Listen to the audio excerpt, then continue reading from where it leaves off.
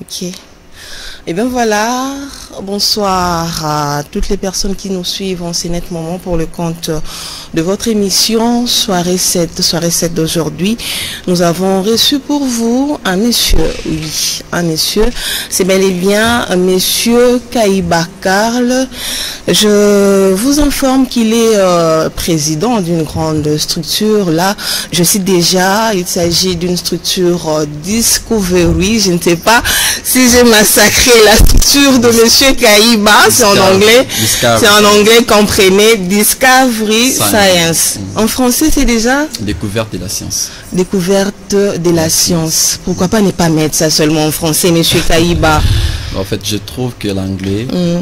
Déjà, je ne vous ai pas salué. Bonsoir. Bonsoir, madame. En forme? Oui, très en forme. Sur le plateau des Télé 7, Soirée 7, comment vous vous sentez déjà? Très à l'aise, très calme, très bien accueilli.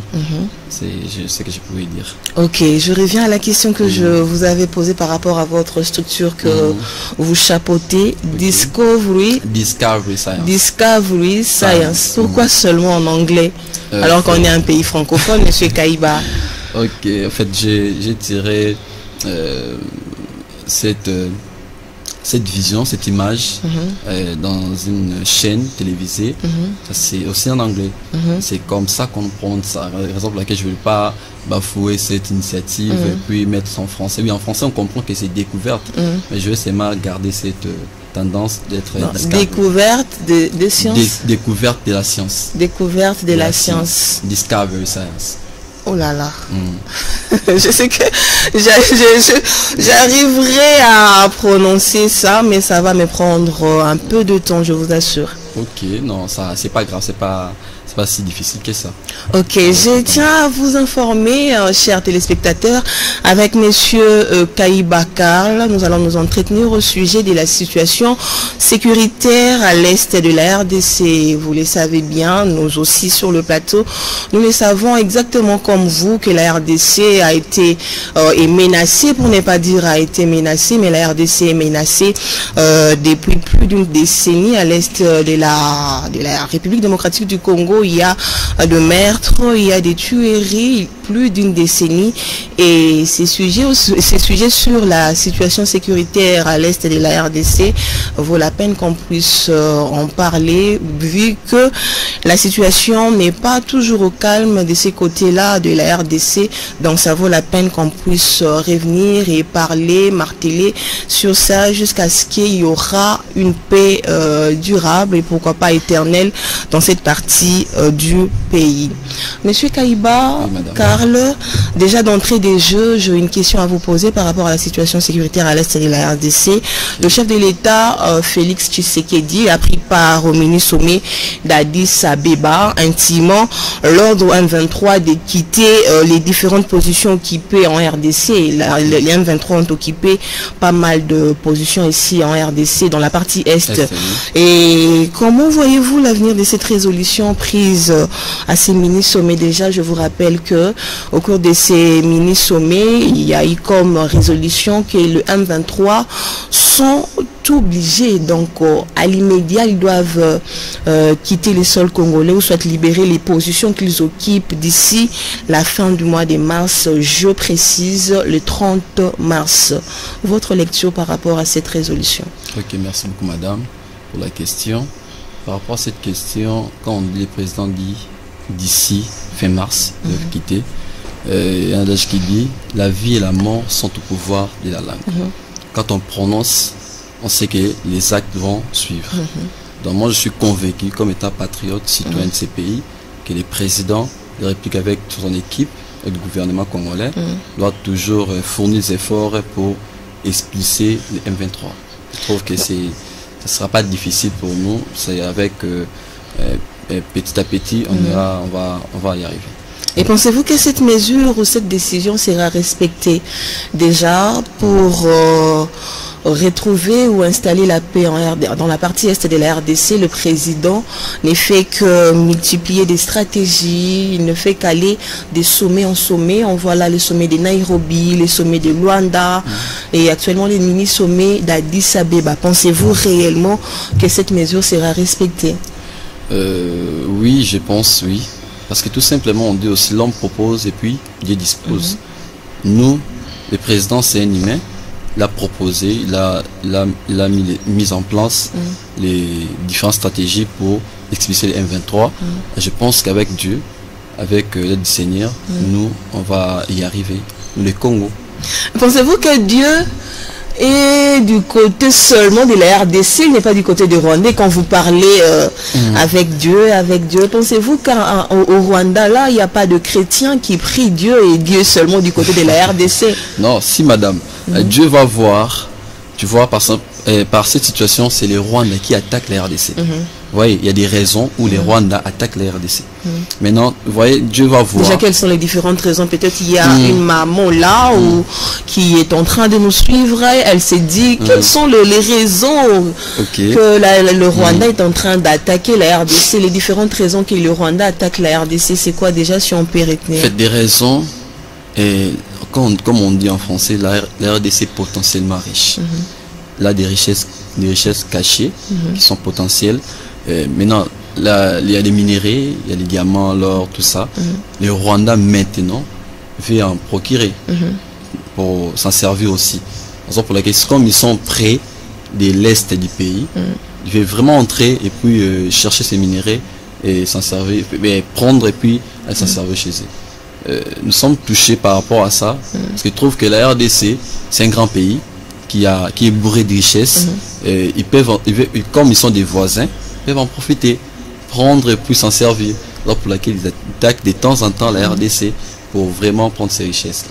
Kayiba Karl, j'aimerais que tu me dises un mot ou votre réaction par rapport aux propos qu'a tenu le président, je cite François Hollande, si je ne me trompe pas, lorsqu'on avait organisé la francophonie en 2010. Le président français a dit, pour que la RDC puisse retrouver sa paix, elle va accepter de partager ses richesses avec ses différents voisins. Votre réaction par rapport à ces propos qu'a tenu le président français à l'époque? Partager des richesses, c'est question de générosité. Ce n'est pas une obligation. Si on trouve que nos voisins souffrent, s'ils peuvent demander, on peut toutefois donner. Mais s'ils viennent par la violence, on n'est pas obligé de partager nos richesses. Vous voyez, et je pense que dans cette optique-là, il avait parlé. Si on partage, c'est parce que les voisins ont demandé. Mais si c'est par force, on ne donne pas.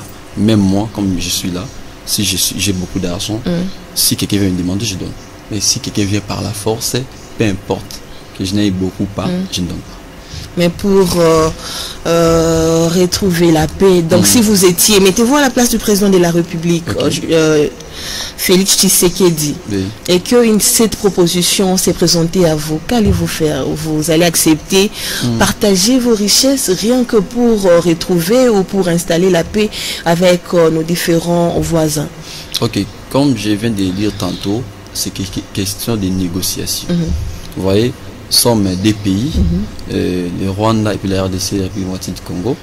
Si ça revenait à moi cette question, je vais voir.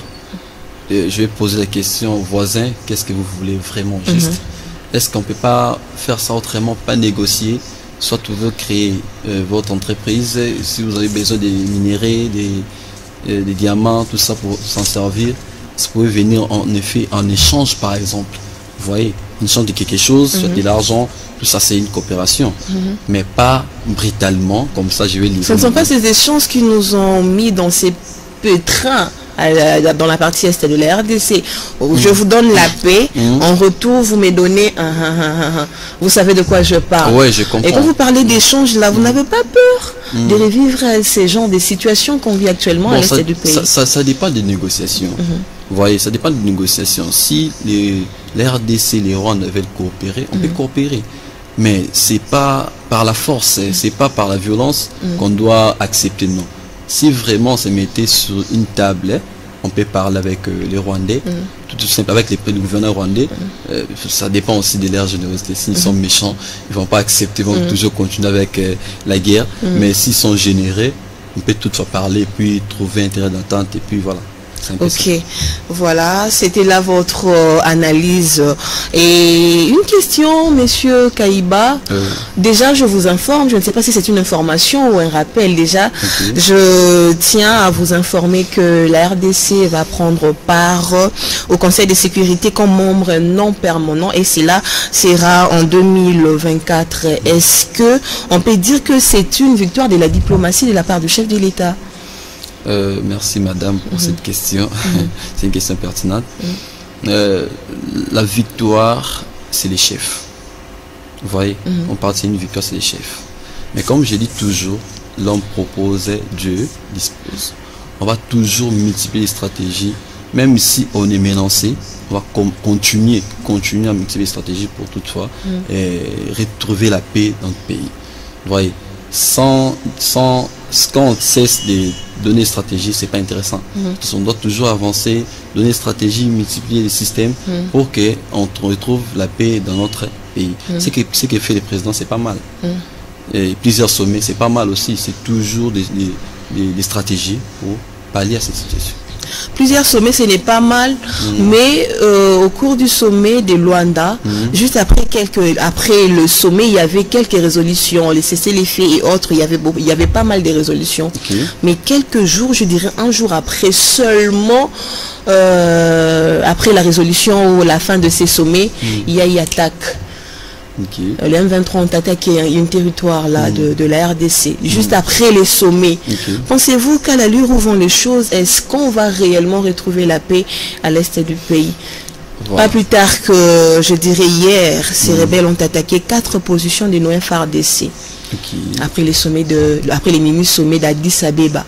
Donc cela ne se passe que après le sommet, ils attaquent. Les M23 attaquent. Je le dis, après les sommets de Luanda, ils ont attaqué. Et après les sommets d'Addis Abeba également, pas plus tard qu'hier, je viens de le dire tantôt, les rebelles des M23 ont attaqué 4 positions de nos FARDC. Ok, moi comme étant citoyen, patriote de ces pays, je proposerai, en fait, je donnerai des propositions au gouvernement congolais, soit à notre président, Tonton Tshisekedi. Ça ne suffit pas seulement de parler, mais aussi de mettre en place des systèmes physiques pour repousser l'ennemi.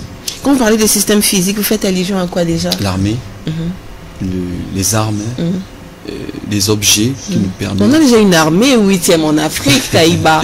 On a une armée 8e en Afrique. Quand je dis armée, il faut renforcer par exemple. Vous voyez, quand il y a les FARDC, ils sont là, mais est-ce qu'il y a ces soldats-là, ces militaires-là, mangent bien? Est-ce qu'ils sont motivés? Est-ce qu'il y a quelque chose? Il faut quand même bien les payer, des conditions, des logements, les armes, c'est suffisant par rapport à ça. Vous voyez, c'est un peu ça. Donc les stratégies, c'est les systèmes physiques, c'est beaucoup plus les sociales aussi, ces militaires-là, leur salaire, leur motivation, les primes, tout ça. C'est vraiment ça, le système physique. Pensez-vous qu'ils ne sont pas motivés? Ils sont motivés, je pense, mais peut-être la motivation n'est pas assez. La motivation n'est pas assez. C'est genre, la motivation n'est pas à l'auteur. Et ils pensent que peut-être ajouter quelque chose sur les militaires, est-ce qu'ils sont encore motivés? Parce qu'il y a vraiment ça, c'est la guerre, non? Ils vont perdre leur vie, leur famille à cause du pays. Maintenant, est-ce que quelqu'un qui va perdre sa famille à cause du pays, pensez qu'avec un $100, il va vraiment accepter d'aller... Ça, c'est le solde des militaires. Moi, je ne sais pas, c'est vous qui m'informez, Kaïba. En fait, c'est ça le solde des militaires. Non, j'ai pas dit ça. Dis par exemple, je donne l'exemple. Vous avez supposé. Voilà, c'est un exemple, c'est ça. Je pense que les présidents Fachi, doivent vraiment aller à la terre, des salaires, des motivations des militaires. Parce que, pas seulement la motivation des militaires, et aussi je pourrais dire des objets, des matériaux pour les militaires qui feront face aux Rwandais. C'est ça. Oui, on est tous... Voilà. Ah, vous avez parlé de Rwandais. Aux M23, parce qu'ils sont des Rwandais, raison pour laquelle ils sont des M23. C'est pas tous les Rwandais qui qui menacent la RDC. Ok, vous êtes congolais, moi également je suis congolaise. Nous avons tous besoin de la paix à l'est de la RDC. Est-ce que, avec cette allure où vont les choses, la diplomatie est-elle importante pour que la partie est de la RDC puisse retrouver sa paix, ou il faudrait attaquer également comme les M23 font? Ok, merci beaucoup madame pour cette question. La diplomatie, oui, c'est bien. Mais si la négociation ne marche pas, qu'est-ce qu'on fait? On attaque. Le président a essayé, a réessayé de convaincre les Rwandais, soit les gouvernements rwandais, qu'on doit mettre la paix, on doit se mettre sur une table, parler, et puis voilà, un peu. Mais les gouvernements rwandais ne donnent pas toujours place aux Congolais, voilà, au gouvernement congolais. Raison pour laquelle nous, Congolais, patriotes de ces pays, on trouve que ça ne marche pas. On propose au président de la République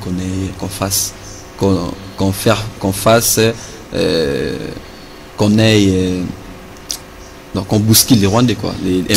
Qu'on attaque, qu'on fasse la guerre. On fasse la guerre. Je dis pas la guerre, mais on peut quand même repousser.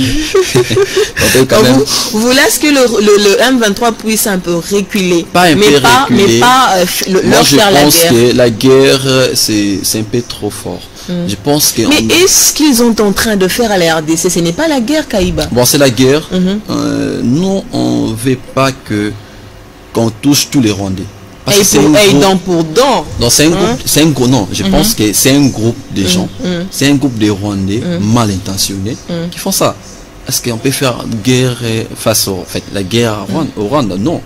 On doit faire face aux groupes, les armées, soit aux rebelles rwandais, les M23 qui touchent, qui viennent menacer de temps en temps les RDC. Vous voyez, moi je pense la guerre, oui, face au M23, oui, mais pas face aux Rwandais. Vous voyez, ce sont nos frères, comme le président vient de le dire tantôt, mais ce sont des groupes de Rwandais, des rebelles mal intentionnés. Comment ça, nos frères qui sont derrière les rebelles pour nous attaquer? Est-ce qu'on peut parler toujours de frères? Oui, si quand on parle des frères, c'est pas tous les Rwandais qui sont mal intentionnés. C'est un groupe de Rwandais mal intentionnés. Vous voyez, madame? Donc, est-ce qu'il y a les Rwandais qui viennent et tous disent non, la RDC nous va menacer, même les mamans, même les députés, mais non, c'est pas tout le monde quand même. C'est les groupes des rebelles. Et c'est aussi les gouvernements rwandais qui appuient cette affaire. On dit les Rwandais ne sont pas mauvais, mais c'est les gouvernements rwandais qui est mauvais. C'est le chef qui est en tête qui est mauvais. C'est pas les Rwandais en entièreté, c'est un groupe des Rwandais.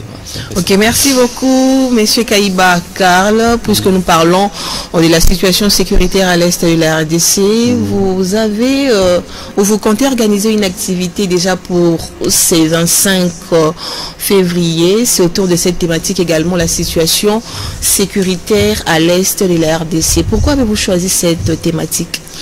Ouais, merci beaucoup, madame. On a fait les choix de cette thématique. Parce que c'est la situation actuelle, l'insécurité. Vous voyez, si quelqu'un est malade, si quelqu'un souffre, il ne saura pas marcher. Vous voyez, si votre main souffre, par exemple, votre pied souffre, le corps tout entier ne saura pas bien fonctionner. Il va fonctionner, mais en partie. Vous voyez, on doit chercher à soigner d'abord les pieds qui est malade, et puis on revient à la normale. Cette situation sécuritaire de ce pays, c'est comme le Congo qui est touché. Ouais, nous sommes ici à Kinshasa, c'est l'Est qui est touché, mais si en Kinshasa on en parle, pourquoi c'est une partie de la RDC qui est touchée, comme j'ai parlé tantôt du corps. Donc c'est une partie des corps qui est touchée, et raison pour laquelle on doit d'abord commencer à soigner les corps, cette partie-là des corps, et puis commencer à fonctionner normalement. C'est la situation actuelle dans un coin de notre pays, de la RDC, raison pour laquelle je fais ces thématiques, pour en parler, pour qu'on en finisse, et qu'on mette fin à ça pour qu'on puisse retrouver nos activités normales. Parce qu'à l'est du pays, il y a aussi des étudiants. À l'est du pays, il y a aussi des élèves, des futurs cadres du pays.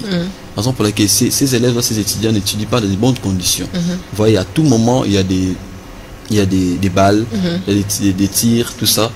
Et quand tu es dans un auditoire, tu ne seras pas à l'aise. Quand les professeurs enseignent, toi, ta morale, mais ton esprit est là-bas, à l'extérieur, parce que c'est qu'on va nous attaquer de temps en temps. Ce ne sera pas vraiment prendre note, et puis voilà, c'est un peu ça. Raison pour laquelle on ne veut pas ces futurs cadres du pays qui sont en train d'apprendre, pas seulement eux. Je prends seulement l'exemple de ces futurs cadres du pays, mais c'est tout le monde qui est touché, les commerçants, les députés, tout le monde qui est touché. Voilà. Je prends seulement l'exemple des étudiants, parce que tout simplement je suis étudiant à l'université Kinshasa. Je parle de ça parce que moi je trouve que moi étudiant ici, j'étudie dans les calmes, dans un bon climat. Alors nos frères là-bas, mais nos camarades, comment ils font pour étudier, pour apprendre aussi. Demain, ils seront des futurs cadres de ces pays. Parce que tout simplement, c'est pas la Kinshasa seulement qui formera des cadres, des étudiants. Dans le l'est du pays, il y a les Goma, il y a Bandundu, tout ça, voilà.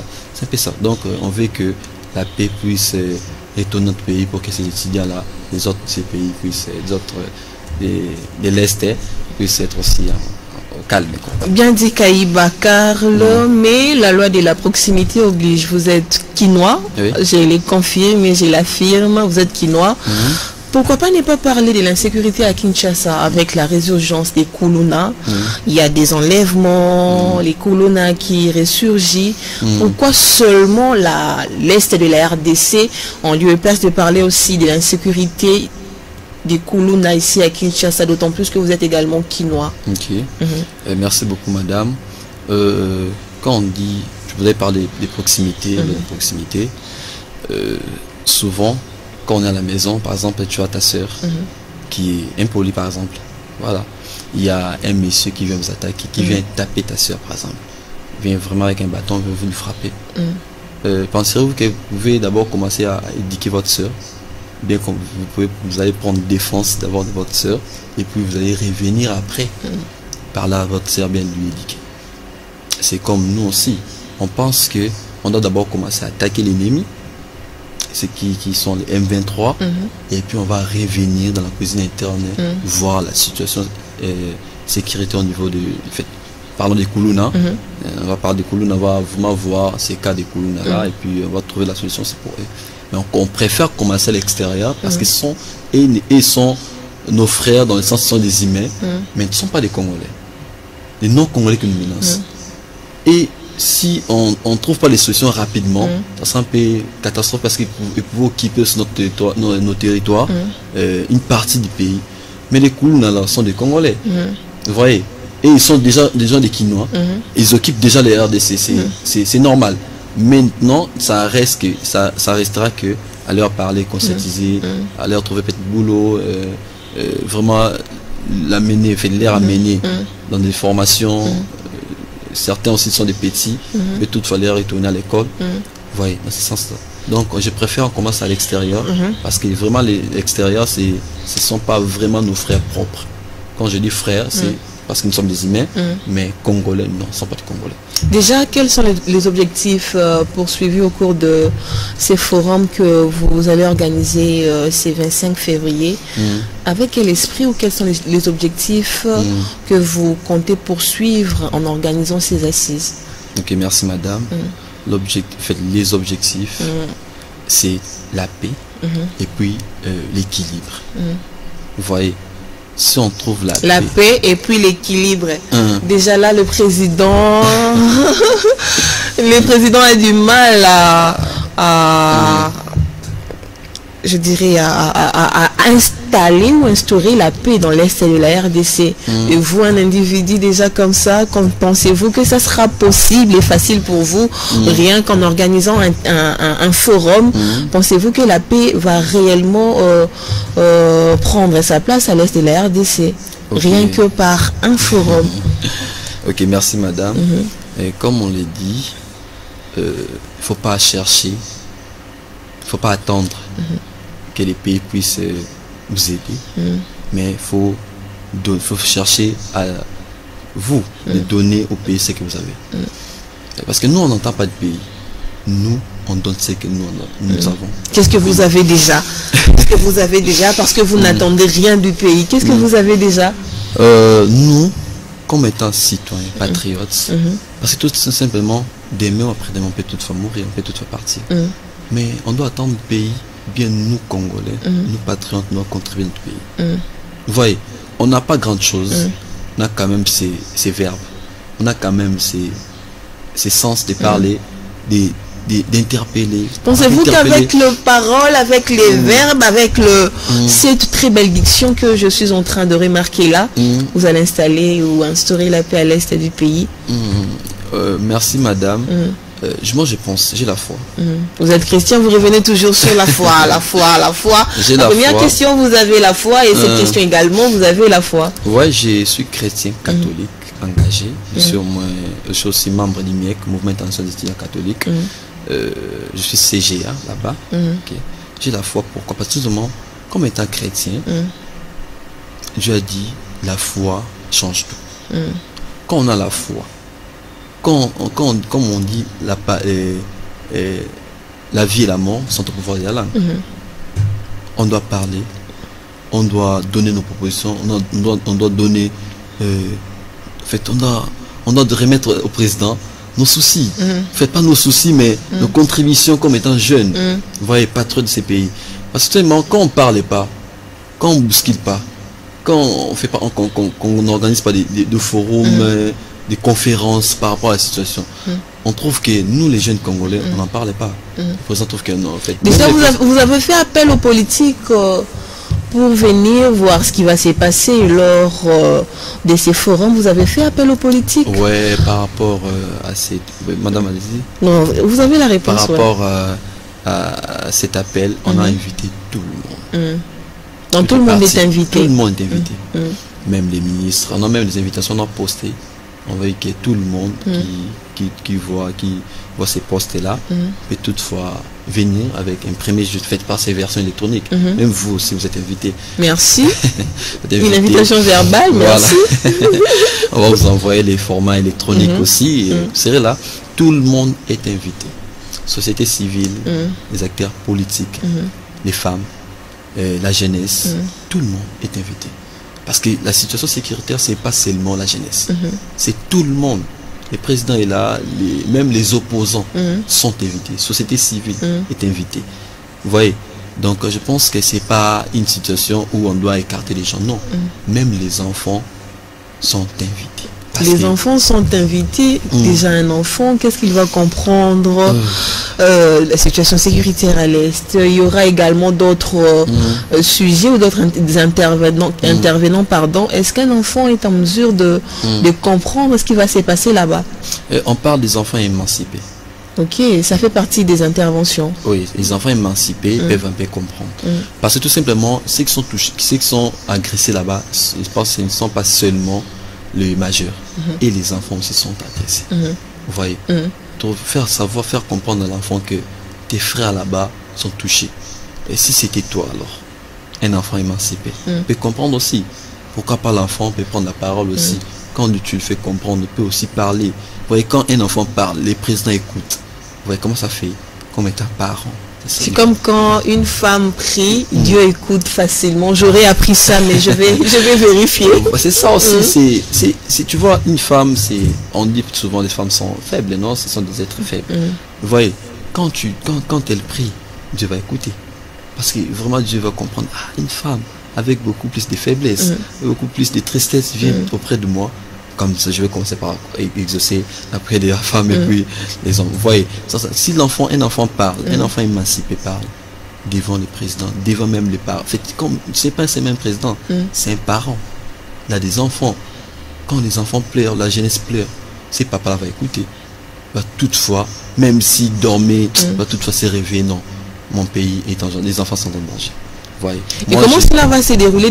Vous n'avez pas fini à parler, continuez, je vous ai arraché la parole, mais vous aviez la parole. Et comment cela va se dérouler, les forums? Les forums, des forums comptent 4 ateliers, 3 ateliers plutôt, j'allais parler. Ces 3 ateliers, il y aura 3 intervenants par rapport à ces forums. J'allais toutefois vous lire différents ateliers. Premier atelier, ce sera les origines et les causes et les conséquences, les causes et les conséquences des conflits armés en RDC, bilan de la MONUSCO. Origine, origine, cause et les conséquences des conflits armés en RDC. Ok. Bilan de la MONUSCO, vous voyez, ça sera présenté par les docteurs Lungungu. Déjà, en parlant de la MONUSCO, le bilan, c'est positif, négatif? En tout cas, le bilan jusqu'à présent, c'est négatif. Négatif. Négatif, pourquoi? Parce que tout simplement, si la MONUSCO était venue vraiment pour mettre fin à ça, on devait avoir directement des résultats. Pas directement, mais quand même des résultats. Vous voyez, quand même. Comme la guerre persiste, c'est qu'il n'y a pas de résultats positifs. Ouais, donc MONUSCO, la MONUSCO a failli à sa mission. La MONUSCO a failli, si on pouvait dire. Pour l'instant, je ne sais pas s'il y a encore des stratégies qu'ils mettent en place, mais pour l'instant, ça ne va pas leur faillir à leur mission. Ok, le deuxième atelier. Ce sera la critique de la participation de l'Union africaine, des organisations régionales et sous-régionales africaines aux efforts de la sécurité collective. Quand vous parlez des forces régionales, je vois là l'EAC. l'EAC. L'EAC. Est-ce que sa mission-là, cette EAC est en train de bien exécuter sa mission à l'est du pays, d'après vous? Merci madame. Vous voyez, même le président lui-même n'a pas encore mis fin à ça. Alors l'EAC et MONUSCO. Déjà la MONUSCO, l'EAC, ce n'est pas de force de soutien de trop, alors qu'on a déjà notre armée, 8e en Afrique. À côté, on a déjà la MONUSCO, ça ne suffirait pas, il faudrait encore ajouter l'EAC pour venir nous renforcer. Moi je pense que c'est question de volonté. Vous voyez, on peut être peu, on trouve la solution. On peut être nombreux aussi, on ne trouve pas les solutions aussi. Et pour vous contrer la présence de l'EAC dans la partie est de la RDC, pour vous contre? C'est une question un peu difficile à répondre. Un peu difficile, je croyais que c'était une question difficile. Comme c'est un peu difficile, donc vous êtes en mesure de me répondre. En tout cas, moi, ceux qui sont pour nous, je ne refuse pas. Même la France, si vraiment réellement la France était pour nous, on n'avait pas refusé. Vous voyez, dans ce sens-là. Même le Brazzaville, le Congo, le pays d'en face, s'ils sont pour nous et qu'ils veulent nous soutenir, on ne va pas refuser. Quelqu'un veut vraiment t'aider à combattre l'autre, pourquoi on va refuser? Donc ça demande, est-ce qu'ils sont vraiment pour nous? Mais ils sont là partiellement pour nous. Pas partiellement, ils sont peut-être pas... ils sont là seulement parce qu'on devait être là. Prochaine marque, le troisième atelier. Ok. Ça sera la diplomatie préventive et la gestion des conflits en Afrique.